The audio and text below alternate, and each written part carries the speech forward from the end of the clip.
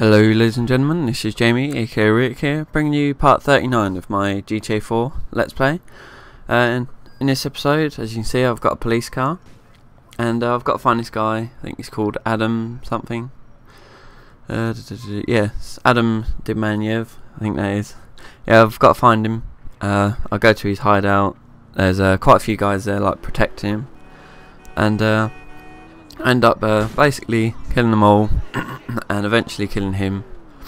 And then, you know, this is a job for Michelle's employer, you know, I think it's like a government agency, or I'm not exactly sure what they are, but yeah, it's another mission for them. And then I go back to them and they ask me to go and steal a helicopter, so I have to go to where it takes off and then follow it for a little while, and it eventually lands, and you know, I kill all the guards basically that are guarding the helicopter, steal it and land it in the airport, like, and the government agents take it off. You know, they hide it somewhere for a little while because apparently we're going to be using it again later, so for something I'm not exactly sure yet, so I'm sure we'll find out when the time comes. But for now, that's, you know, that's their mission's done for now, so they come back in it a little while later, and you'll see that mission in a couple of episodes time. And then after that I go back to see Bernie, so you know, he seems a bit stressed out, so I thought I'd go and see him. And people are basically hating on him for being gay, which is what I can, you know, what I can grab from what he says. So he wants me to go down to the park with him while he does his like morning jog, and basically if he gets attacked by these haters, then he wants me to defend him. So, you know, that's what I end up doing. So, you know, it's quite a good mission. Little shootout in the park's always good. So it's a different environment, normally like a dingy apartment or something, or like a factory of some sort. So, no, it varies it up a little bit. But yeah, that's pretty much what happens in that video. So, a couple of little updates. I've got a Sunday special. Should be this coming this Sunday if I have time to record it. So I've got the gameplay, it's just whether I've got time to record the commentary for it. So it's actually of a game that I've never done before on this channel, so I'm not going to say what it is straight away, it'll be a bit of a surprise. And I'll just say it's a different genre to the other not StarCraft Saturdays, to the other Sunday specials that have been so far. So yeah, I look forward to that. It's not a first person shooter this time, it's a bit different. So that should be good to bring a bit more variety to this channel, more than there already is. And I'm a bit stuck on what game to do next for this Let's Play series, because I've got 3 I'm torn between at the moment. Which I've obviously got Saints Row 2, which you know, is basically like GTA. It's pretty similar. I mean, there's a lot of similarities between them. So there's that. It's basically, there's more cars, that's one of the main differences. You control a gang, which is probably the best bit about it. In the first one, you kind of bring this gang from the bottom, and they're nothing, and you know, do missions, you take over territory, and eventually get your gang really big. And then at the end, you get in like on a boat, and I think it explodes, and you're put in a coma or something. And basically the second one is you've come out of that coma and you've got to put your gang back together, basically right from the bottom. So, you know, they've gone back, all the areas that you took over have been, you know, retaken by the rival gangs. So it's basically you've got to start from the bottom again, which obviously isn't that good for you, but you know, it turns out that it doesn't take you too long to get back into it all. And you're somewhat of a celebrity, so people don't mind joining you, so it's all good. But yeah, you've got a hideout, like your gang hideout, which you can customize. You can customize any building that you buy. Say you buy a new apartment, there's a little customize option where you can change what it looks like. You can change certain aspects of it, like the bed, the sofa, the TV, all that sort of stuff. You can get better and better as you earn more money. And you can kind of do the same thing with your gang hideout as well, so you can change like the decoration, you can change what they've got in there and everything, and you can change what your gang looks like, so like the kind of clothes they wear, and there's like 3 different variations for each type of what they'll look like. So, and then there is what cars they'll drive as well, which is another thing. So you can have like a pick from all the cars in the game basically, and you can just choose what ones they drive around, and it like customizes the paint for you, because like your gang is purple Saints Row, it's the 3rd Street Saints I think it is. So yeah, I mean that is an awesome game. There's a lot more to it. There's side missions, which a huge variety of side missions. It's not just like in GTA you go here kill someone. It's a ridiculous amount of variation. There's one of them like a pimp, you go around picking up like prostitutes. One of them you're an escort driver basically, so you've got a girl in your car, you go and pick up a client, they do whatever in the back of your car, and then you drop them off and then go home. And you've got what's it called, insurance fraud I think it's called. It's basically you try and jump in front of cars and take as much damage as possible. It's like in Skate 2 really. It's like when you fall off your skateboard, you get that score come up. It's kind of like that. You just try and rack up as much as you want, like you can, much money, and once you get to a certain point you obviously succeed that side mission. So that's a pretty fun one. There's I think you should mimic a cop, so basically you dress up in a cop outfit and someone follows you with a camera and you do certain things. Sometimes you have to blow up some protesters with C4 packs, that's just an example, or take down a load of like bodybuilders with like a baseball bat or something like that. It's little things like that. They are so funny to do. It takes a bit off the storyline, because sometimes in GTA I got a bit burnt out on the content. I played it for a little while and thought, actually I don't really want to play this anymore. But with Saints Row, if you feel like that about the missions, you go and do a side mission. You kind of have to do them anyway, but you go and do some side missions and you think, yeah, this is actually really fun, and then like you go back to the story, do a bit more of that, and then you switch between. There's quite a lot to do. So obviously you got the story missions, which is getting your gang back on the grid, back in the city, getting them bigger. And you got territories, which is like GTA San Andreas I think it is, where your gang gets bigger and bigger. You take over certain parts of town and you have to control them, which is pretty good. I mean, you still get occasionally when your territories is being taken over, and that can get a bit annoying, because it's not always, you don't always want to be going back to your territories that you've just taken over and retaking them again. But it's not too bad. So it could be a lot worse. Like in San Andreas I think it's a bit more forced upon you, because they will take them back, whereas in Saints Row it's not, they won't always take them, and you can easily go there and get them back anyway. So you don't have to wait for a certain mission to come up to go and get it back. You just go there, start killing people, and you don't take it back. So it's pretty good.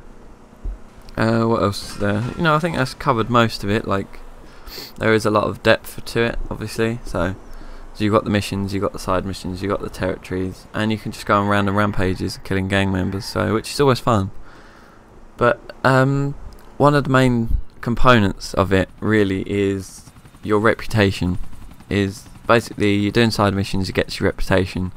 You get reputation, you can do storyline missions. So it's kind of forced upon you, like, to do the side missions, but you get so much rep from side missions that you don't need to do all of them.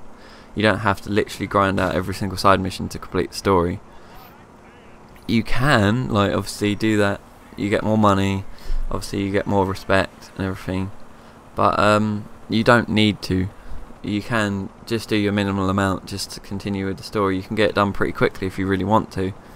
You can wrap up the story quite quick, but I kind of think part of the fun of Saints Row 2 is doing the side missions. Not obviously doing them all, but mixing them in with your story missions and your territory takeovers and everything, just to keep the game like new and fresh. Whereas GTA, it's literally I go from one mission to the other. I didn't bother going out with people because I don't really find that very interesting in GTA at all. It's probably one of the worst parts of GTA4. You know, because it's always the same thing. You know, you're always going out bowling with this person, going out play pool with that person, going drinking with that person. You know, it's not much variation, so it's not the most interesting aspect of the game. So I never really did it. Whereas Saints Row 2, there's a lot more, you know, a lot more variation in what you can do. So because the side missions aren't always the same. Whereas in GTA they kind of are a bit boring. You know, take this person here, do this, and then go home. You know, it's not hugely interesting. So yeah, pretty much sums up Saints Row 2. That's one of the games that I might do. Another one is Just Cause 2, which is impressive, a really impressive sequel to a game that wasn't fantastic. I mean, the basis was there to a good game, which is why Just Cause 2 is good, because they've taken that and improved it. So you know, if they do that, you know, properly, if they take into account their last game and everything, then it will be good. But this one, basically, it's an open world action adventure. You're trying to overthrow an evil, like, government dictator, basically, in this island. But for how you do it is basically you help local factions push back, like, this government. You know, it's trying to control the area, basically. So you push them back by doing missions for these local factions. I don't really know what they include yet, because I haven't actually played much of it. I've played the first one, and you know, I picked up the second one after hearing some good reviews about it. So I haven't actually started playing it yet. So that'd be another good thing, because I would be experiencing it firsthand. So I wouldn't have been like practice, you know. I wouldn't have played it before like GTA. I've kind of played that before, so I know what to expect. But with this, I wouldn't.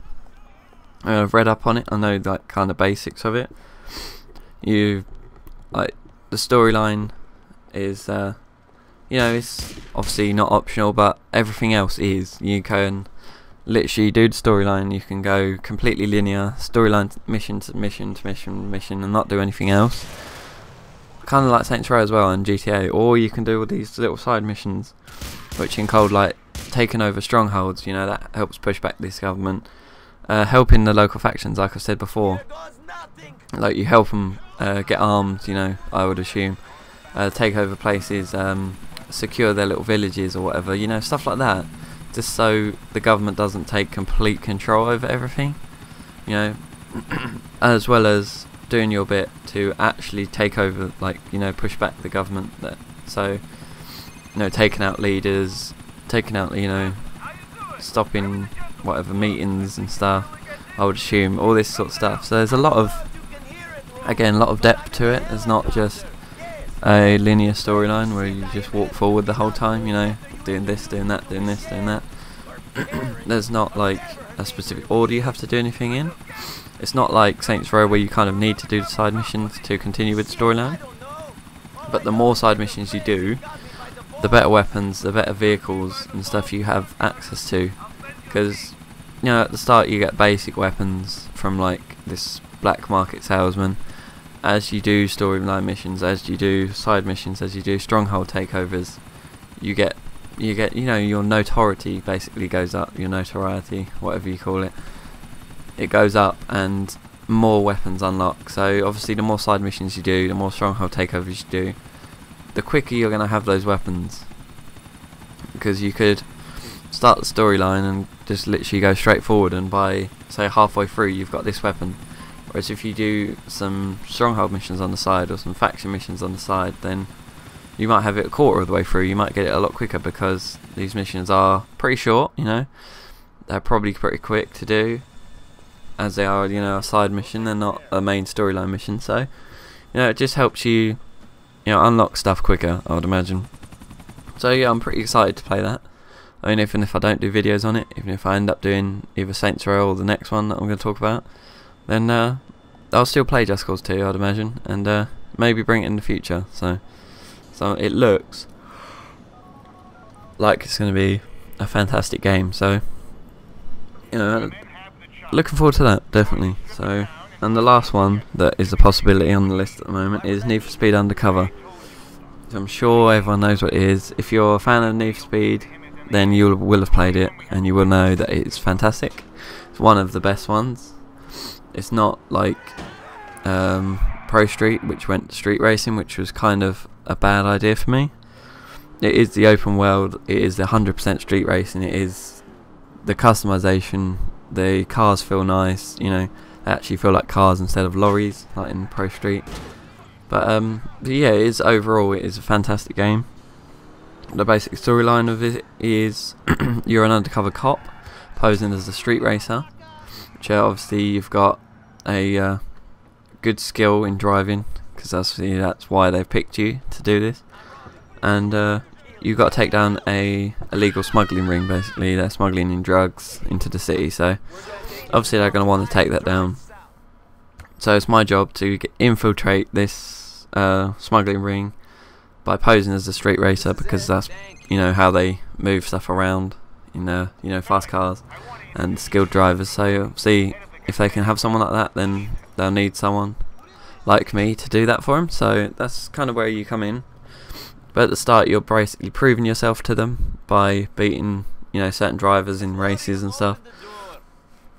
So that's a lot of fun, and yeah, it's got all the insane customization of the others. Like, you can take your car, you know, you can upgrade like engine and all that sort of stuff. You know, performance upgrades you can get. Obviously, multiple stages. So the further you get through the game, the better upgrades you get. You know, the more options you have in performance upgrades. So then you got the like visual upgrades, I'd say, like the neons, the tinted windows, the like, you know, alloys, all that sort of stuff, the paintwork, decals, vinyls, all that sort of stuff. I mean, they're always in Need for Speed games. It's just in Undercover it kind of goes like Most Wanted, like Underground 1 and 2, you know, back to the old school, which is how I prefer it. I don't like all these new ones with shift and everything where it's track racing. It's just not what Need for Speed's about, in my opinion. So I think definitely they've Undercover is one of my favourites, because it is pure street racing. It has got the customization options, it has got the cars that actually drive really well in this game. Yeah, it's unrealistic, but they drive nicely. So what else can I say about it, really? You know, Need for Speed is a well-known series now. I've been going for absolutely ages. They've sold millions and millions of copies of all their games. They're always really successful. Even though now Shift has gone track racing, it's still really popular. So, you know, I mean, it's not like the best selling franchise, but I'm sure everyone who likes racing games, who likes, you know, street racing in general, would have played a Need for Speed game. So maybe, I don't know, you might not even need to like racing games to play this game, because, you know, it's not ultra realistic. It is like a kind of casual driving game, so anyone could kind of pick it up and enjoy it, I would imagine. So yeah, definitely that could be a possibility for future videos. So that's the pick of 3 I've got. If you know, if you want to post a comment saying what one you'd like to see, then I will listen to you, because you know, after all, at the end of the day, you know, these videos are kind of for you. So obviously I've got to want to do it, so you can't just suggest a game that I have no interest to playing. That's why I've, you know, kind of thought about this, picked up 3 games that I would like to play, and if you want to give your opinion on what one you'd want to see, then I'll listen to that. You know, and I'll bring videos of that one. So, you know, if you want to vote, then you can vote, but I'm not expecting a huge amount of votes. But, you know, maybe if there's only one, I'll do that, just because you've commented on this video. So thanks for watching, and I will see you next time. Goodbye for now.